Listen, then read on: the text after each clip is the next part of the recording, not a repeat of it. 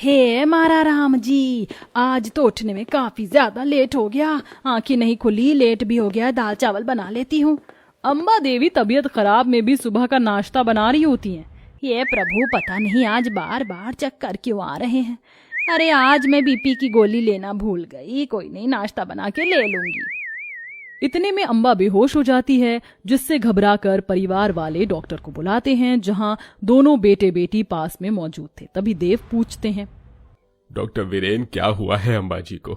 बताइए ना, मेरा दिल बेचैन हो रहा है। सब ठीक तो है? आज फिर से उनका बीपी काफी ज्यादा लो है और शुगर लेवल काफी ज्यादा बढ़ा हुआ है। अगर ऐसे ही चलता रहा तो आगे के लिए भारी नुकसान उठाना पड़ सकता है। देखिए देव अंकल, आपका फैमिली डॉक्टर होने के नाते मेरी सलाह मानिए तो आप अपने दोनों बेटों की शादी करवाकर बहू घर ले आइए। वैसे भी बुजुर्गों को इस उम्र में बना बनाया खाने को मिलना चाहिए। डॉक्टर की बात मानकर देव अपने दोनों बेटे शुभम अंकित के लिए पंडित जी को रिश्ते ढूंढने को कहते हैं। थोड़े ही दिनों में दोनों भाइयों का रिश्ता शेफाली डिंपल से पक्का हो जाता है और धूमधाम से दोनों शादी करके देवरानी जेठानी बनकर ससुराल में आ जाती हैं, जहां सास खुशी से आरती करती है। आज मेरे घर के अंदर भी लक्ष्मी आ गई। अब मेरी सारी चिंताएं दूर हो गई। बहुओं, अभी तक मैंने इस घर संसार को स्नेह प्रेम से संवारे हुए था। अब इस घर का भार मैं तुम दोनों देवरानी जेठानी को देती हूँ। उम्मीद करती हूँ तुम दोनों ससुराल को अच्छे से संभालोगी। तभी जेठानी शेफाली बोलती है, सासू माँ जी, आप मेरे लिए तो निश्चिंत रहिए, मैं हर कर्तव्य निभाऊंगी। बाकी इस देवरानी की मैं गारंटी नहीं ले सकती। इतने में देवरानी डिंपल शक्ल बनाकर बोलती है, वाह जी वाह जेठानी, मुंह मियाँ मिट्ठू बनना तो कोई आपसे सीखे। अपने मुंह से अपनी तारीफ करना। हाँ, कल तक का वेट कर लीजिए, पता चल जाएगा कौन कितने पानी में है। हाँ हाँ ठीक है। अरे बस भी करो तुम दोनों देवरानी जेठानी, झगड़ो नहीं। शुभम अंकित, अपनी अपनी पत्नी को कमरे में ले जाओ। जी माँ, चलो डिंपल। ससुराल के पहले दिन दोनों देवरानी जेठानी नहा धोकर रसोड़े में घुस जाती हैं और पकवान बनाने लगती हैं। तभी जेठानी लड़ाकू मिजाज से कहती है, अरे ओ नंबर 2, मैं मीठे पकवान बना रही हूँ तो मेरी नकलची मत करना। अरे ओ जेठानी, डिंपल कॉपी कैट नहीं है। मैं सबके लिए तीखे पकवान बना रही हूँ। देखना, ऐसे तीखे पकवान बनाऊंगी कि सब उंगलियां चाटते रह जाएंगे। एक पुरानी कहावत है कि अक्सर एक दूसरे की देखा देखी ही इंसान को ले डूबती है। दोनों देवरानी एक दूसरे को चिढ़ाते हुए खाना बनाती हैं। हाँ, देखें जरा किसमें कितना है दम, जम के रखना कदम मेरे साथियों। एक तरफ दोनों देवरानी जेठानी एक दूसरे की देखा देखी करने में मशरूफ थीं, तो वहीं ससुराल वाले पलके बिछाए खाने का इंतजार कर रहे थे। पता नहीं ये दोनों तब से क्या बना रही हैं। अभी तक नाश्ता तो दूर, चाय भी नहीं दी। वही तो शुभम भैया, दफ्तर का टाइम भी हुआ जा रहा है।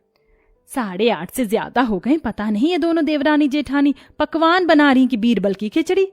देख कर आना पड़ेगा। अम्बा देवी जैसे ही कुर्सी से उठने लगती हैं, तभी दोनों देवरानी जेठानी अपना अपना खाना ले आती हैं। ससुराल वाले प्लेट सीधी करते हैं तो जेठानी चावल और देवरानी दाल परोसती है, जिससे ससुराल वालों का मुंह उतर जाता है। ये क्या भाभी, ये तो सिंपल दाल चावल है। हमको तो लगा था आप कुछ टेस्टी बनाकर खिलाओगी। हाँ बहुओं, आज तो तुम दोनों की चूल्हा चढ़ाई की रस्म थी और तुम दोनों ने सादे से दाल चावल बनाकर रख दिए। तभी देवरानी बहाना लगाती है, वो क्या है ना सासू माँ, सुबह के टाइम हल्का फुल्का नाश्ता करना चाहिए, है ना जेठानी जी? हाँ बिल्कुल, वो क्या है ना मम्मी जी, पकवान तो ज्यादा तेल में बनता है और सुबह सुबह ज्यादा भारी खाना खाने से पेट में गैस के गोले बन जाते हैं, इसलिए हमने पकवान का प्रोग्राम कैंसिल कर दिया। कोई नहीं बहू, अब तुम दोनों देवरानी जेठानी ने दाल चावल बना दिया है तो खा लेते हैं। जैसे ही ससुराल वाले टेस्ट करते हैं तो दाल चावल कच्चे जले हुए होने के चलते सबका मिजाज बिगड़ जाता है। अरे ये कैसे दाल चावल बनाए हैं तुम दोनों देवरानी जेठानी ने? दाल बिल्कुल जली हुई है। हाँ, दाल का स्वाद एकदम बेकार है। पता नहीं देवरानी ने दाल कैसी बनाई है। कोई बात नहीं, आप सब लोग दही से चावल खा लीजिए।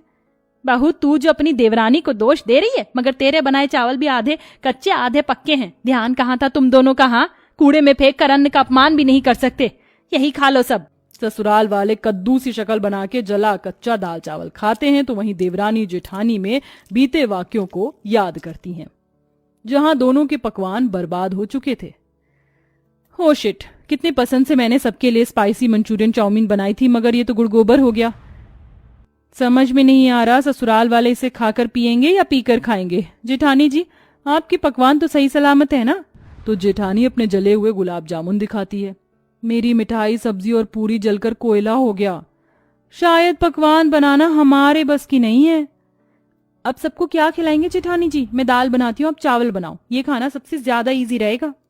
लेकिन मुझे आइडिया नहीं कि सीटी कितनी लगेगी। माँ ने कहा था खाना बनाना सीख ले शेफाली, लेकिन मैं ही गधी थी, सीखा नहीं। मेरे अंदाज से चावल 1 सीटी में हो जाएगी, दाल में थोड़ा टाइम लगता है तो 10-12 सीटी लगवा देती हूँ।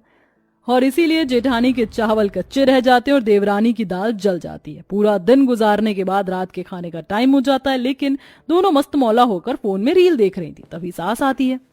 अरे बहुओं, रात के 8 बज गए हैं, अभी तक तुमने खाना बनाने की शुरुआत भी नहीं की है, सब भूखे हैं। बस जा ही रहे थे मम्मी जी। दोनों अलसाई हुई सी किचन में आकर बातें करती हैं। जेठानी जी क्या बनाए डिनर में? दाल चावल बना लेते हैं, रात का टाइम है, हो जाएगा सबका। कुछ देर में दोबारा से देवरानी जली दाल और जेठानी कच्चे चावल परोसती है।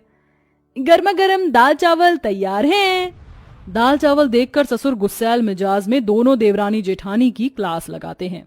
फिर से तुम दोनों ने दाल चावल उबाल कर रख दिए और दाल की तो खाल उतार दी है, और चावल तो एकदम साबुत है, सही ढंग से पका भी नहीं है। हमारे घर में रात के टाइम में सब रोटी खाते हैं, जाओ जाकर गरम रोटी बनाकर लाओ। वैसे भी तुम्हारी सास शुगर की मरीज है, रोटी खाती हैं वो। रोटी बनाने के नाम से दोनों काम चोरनी देवरानी जेठानी बहाने मारती हैं। ससुर जी, इंसान को हर चीज खाना चाहिए, और वैसे भी गर्मा गर्म दाल चावल खाने से शुगर नहीं बढ़ेगा। और कहाँ दाल जली है, कितनी स्वादिष्ट बनी है। सीधे साधे ससुराल वाले चुपचाप जली दाल और कच्चे चावल खा लेते हैं। अब तो जैसे दोनों देवरानी जेठानी का डेली डेली का यही खाना हो जाता है, जिससे कच्चा जला खाना खाकर ससुराल के लोग चिड़चिड़े से हो जाते हैं। अरे फिर से वही दाल चावल, तुम दोनों कभी कुछ अलग खाना क्यों नहीं बनाती हो? अरे जेल के कैदी को भी डेली डेली बदल बदल कर खाना मिलता है, मगर तुम दोनों का तो फिक्स हो गया है 30 दिन दाल चावल दाल चावल दाल चावल। या कभी मन नहीं करता कभी पराठे बना ले या रोटी बना ले? अंकित को गुस्से में भड़कता हुआ देखकर दोनों देवरानी जेठानी दाना पानी लेकर चढ़ जाती हैं। अंकित जी, आपका कुछ ज्यादा नहीं हो रहा है? अरे दाल चावल सबसे जल्दी पच जाता है, हम दोनों ये दाल चावल ही बनाएंगे, जिसको खाना है खाइए, नहीं खाना है तो काम वाली बाई लगवा लीजिए। कलेशबाजी देखकर अम्बा परेशान शब्द से बोलती है। रहने दे अंकित, इन दोनों देवरानी जेठानी को समझाना भैंस के आगे बीन बजाने जैसा है। ये करेंगी अपने मन की। बहुओं, कल से तुम दोनों केवल अपने लिए दाल चावल बनाना और चरना, मैं अपने दोनों बेटों बेटी और तुम्हारे ससुर का खाना खुद बना लूंगी। लेकिन इस बात से भी दोनों आलसी देवरानी जेठानी के कानों पर जूं तक नहीं रेंगती। अम्बा खुद खाना बनाती है तो वहीं रील्स की दुनिया में खोई दोनों देवरानी जेठानी गैस पर कुकर चढ़ाकर कमरे में घुस जाती हैं। डिम्पल, मैं जरा अपने कमरे में जा रही हूँ, कुकर में 2-3 सीटी लग जाए तो नॉब बंद कर देना। लेकिन फोन में लगी डिम्पल जेठानी की बात नहीं सुनती और कमरे में चली जाती है। इधर कई सारी सीटी लगने से कुकर ब्लास्ट हो जाता है, जिससे पूरा ससुराल जमा हो जाता है और किचन का बिगड़ा नक्शा देखकर दोनों डर जाती हैं। अम्बा गुस्से में दोनों को खूब सुनाती है। दोनों की दोनों फोन की कीड़ा बन गई हो। खैर मनाओ, तुम दोनों किचन में नहीं थी, वरना कितना बड़ा हादसा होता। खाना बनाते वक्त गृहिणी का सारा ध्यान रसोई पर होना चाहिए। माँ जी क्षमा कर दीजिए, हमें आप सब हमसे कितना प्यार करते हैं कि डेली डेली हमारी जली दाल और कच्चे चावल खा लिए, पर अब हम आपको अच्छा खाना बना के खिलाएंगी।